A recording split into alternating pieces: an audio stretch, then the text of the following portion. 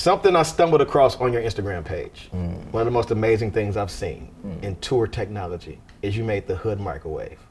Oh wow. Do you remember this? Oh, you talking about my engineering feats. And we got Happy New Year. we got the pizza. With the good microwave, dog. You gotta understand, Feel me, bro.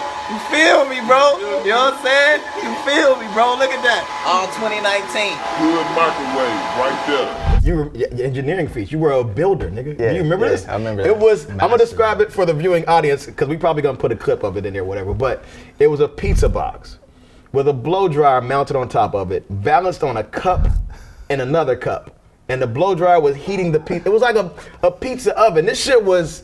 This is a motherfucking genius. Outside of the rapping, Yeah. it was crazy. Good microwave, right there. So, and as a dude who's been on tour and had to warm up food in the hotel room, we've ironed pizza, nigga. Like, Yeah. Like, That's messy. It is messy. It is messy, but you do what you gotta You gotta do. do what you gotta do when you're My hungry. question is, you have a history in invention and engineering and being innovative. Yeah. Another invention that I found out was credited to you is Rap Genius. Yeah. They made Rap Genius because of you. Yeah, that's the It makes sense. It makes sense when you think about it, but I was like, nigga, what am I reading?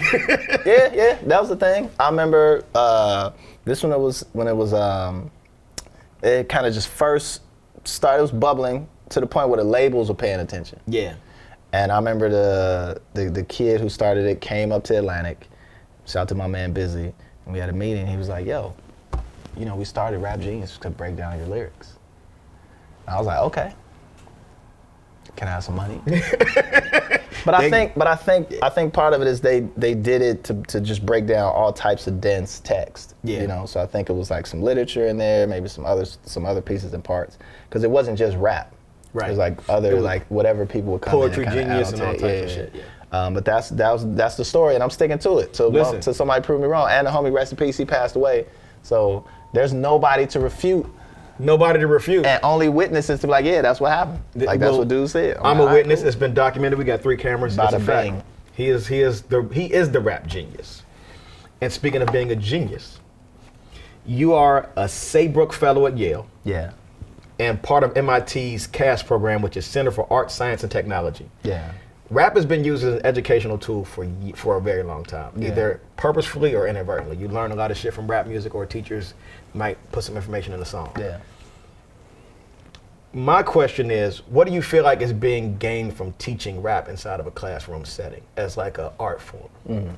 That's one of the central tensions at SOSA, is like, even though we do that, we try and formalize and standards. There's folks in SOSA, you know, who go unnamed, who are like, you know, it's in the wild.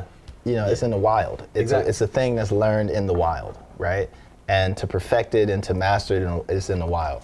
And to standardize it does something to it, you know, that pulls things out of it. But Yeah, not to cut you off, because the argument can be made about like how when jazz got put in institutions. right. You know what I'm saying? And that was the first thing I thought of, but I also see the value in it being taught in classrooms. I just wanted to like get your perspective on Right, it. so the question would be, so this is what happens. So you make that statement, and it's like, okay, let's go proof it, right? And you say, all right, so leaning on the jazz piece, right? Did Miles Davis go to school to learn music? He did not. Yes, he fucking did. He did? See, I don't know. Yeah, he did. Yeah, he did. And he dropped out, right? But he went to school. There was school to go to learn music. Okay, right? yeah. In a structured way, right? But do most people who go to school for anything, come out doing that profession? And doing it to a degree where they're actually like change makers or icons of that field, whatever it be. I'm talking about fire department, right? Like, Yeah. or whatever you went to school for, right? So maybe we put too much weight on the academy, but at the same time too, we put too much weight on the learning and in the wild, right? And there's certain things you can't learn in the wild, right? Because those areas don't exist. I mean, I was just driving past some shit the other day where it's like it's a training campus for the dudes who do electrical work outside. So like railroad electrical junction boxes and like light poles and stuff like that. Yeah. And you drive past their campus and there's just all these like lighting poles, and there's a fake railroad track but set up like a real railroad track with a stop and the whole thing. And it's all for them to go train Because you would never do that. You can't just be like, yo, I'm finna be a railroad electrician, right? I mean, just go pick a box and start playing with it. You can't do that. So I think there's certain stages to rap. I think there's certain things where, like, no, you're not gonna become the signed artist. Like, it's not finna happen, right?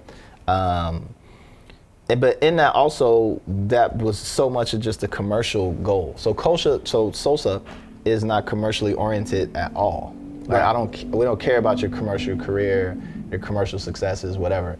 We're just interested in you understanding the fundamentals of your craft. And in understanding the fundamentals of your craft, you understand the fundamentals of language. Once you understand the fundamentals of language, you'll understand the fundamentals of cognition, because our language is a product of our cognition and how we think.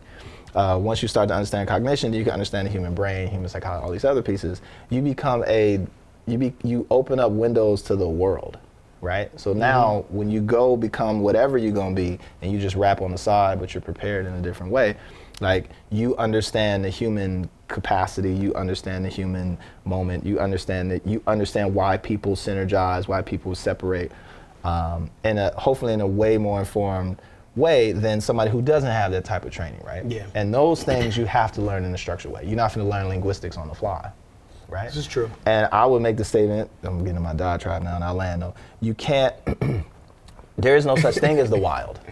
That's my position. There's no such thing as the wild. Everything is form, right? Everything is, I'm a formalist. Everything is structured, right? So the wild is just a type of structure, right? And why not refine it to get more optimal results? You know, that's my piece. Spoken like a true Saybrook fellow. Thank you.